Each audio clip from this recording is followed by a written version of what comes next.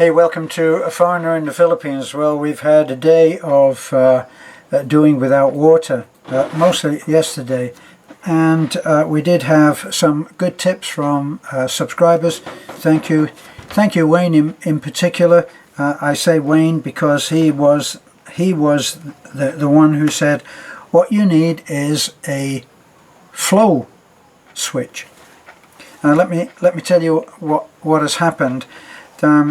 Our little excuse me, on our little hilltop, our system, Beth and I have a system which goes to 2 storage barrels, and that, because of the abundance of water, always a lot of rain, has meant that we've been able to supply other people, other families, 2 other families, at one point 3 other families,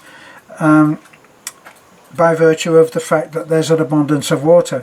Normally we would just be using our system to supply our house and Nanai's house, and what's actually happened is that there has been no rain, so we have had a situation where we have a pump at our well, and our well is the water is pumped up from down the hill quite a way, pumped up to those 2 50 gallon I think 50 gallon barrels, which are about 12 or 15 feet high in the air on stilts, and they then gravity feed the other houses.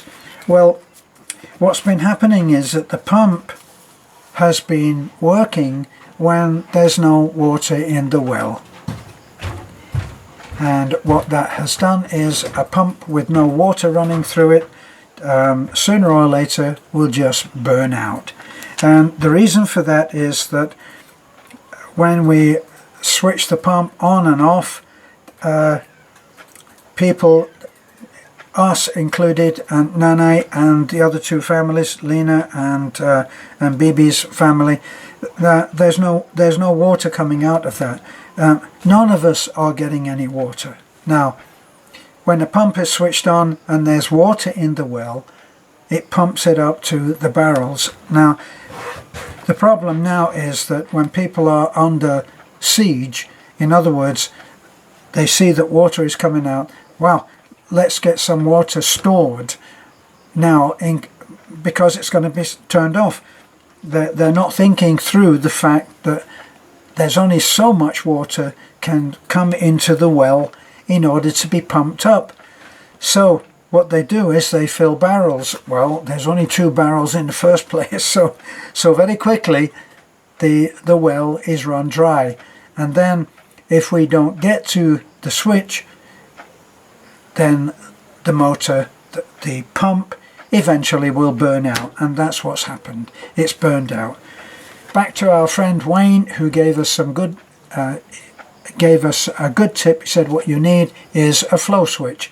A flow switch, let's tell you first of all that when there is an abundance of water, the well does not run dry, so there is always water for the pump to bring up to our barrels. The problem then is that we don't want the barrels to be overflowing. So there is a float device inside the barrels that turns the pump off. Now this is quite different to the flow switch. The flow switch measures the flow of water going through the pump. So it measures whether there's any water in the well indirectly. And as soon as the pump runs dry for 20 or 30 seconds, it switches the pump off, and so you don't have a burned out pump. Well, we got a burned out pump, and what we've had to do is to limit the water now so that we have control over our water and we're not without. And the other, Lena and Bibi's family, will go through to another well, which I think maybe Jessica's well. I'm not quite sure. Jessica had a well dug down by the bridge, and so they've been talking and they're going to be able to sort that out. Other than that, they're going to do what we all do, and that is they're going to wash at water that they bring up from the well. When I first arrived here, I used to carry water up from the well. Then we put the pump in, and now everybody had the luxury. So what will happen is that we'll continue to bring the 5-gallon blue bottles that go on top of every fountain. We'll use that for drinking water, and the other stuff will be used for laundry and for other stuff like that, watering plants and so on. So that's what's been happening. I tried, oh boy did I tried to get a flow switch. This is, I'm talking to Wayne now. Wayne, thanks for the tip. I tried to get a flow switch. They didn't even know what I was talking about. They kept trying to give me a level switch for the barrels. No, that's not what. And the other was a valve which is designed to stop water flowing back into the well. And we already have that too. So was not able to find a flow switch. So in limiting the number of people that are going to draw on this well, that's how we've regained some control. But right now I'm looking up at the switch which is above the camera, and the water is off, because the tendency is, as I said, as soon as you see that there is water coming through, let's fill some buckets. I remember in the UK, if they were going to turn the water off, they'd tell you, and ahead of time you'd fill the bath with cold water that could be used for laundry or even for cooking if you boiled it.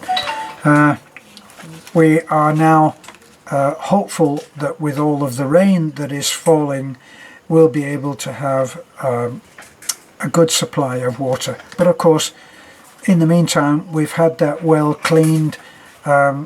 We did try for boring even deeper or drilling even deeper.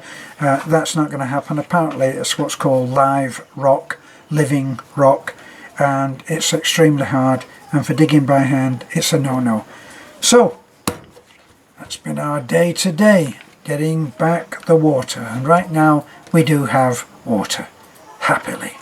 We can flush the toilet. Okay, well, we won't go into that. Terrible end to a video. Thanks for looking in.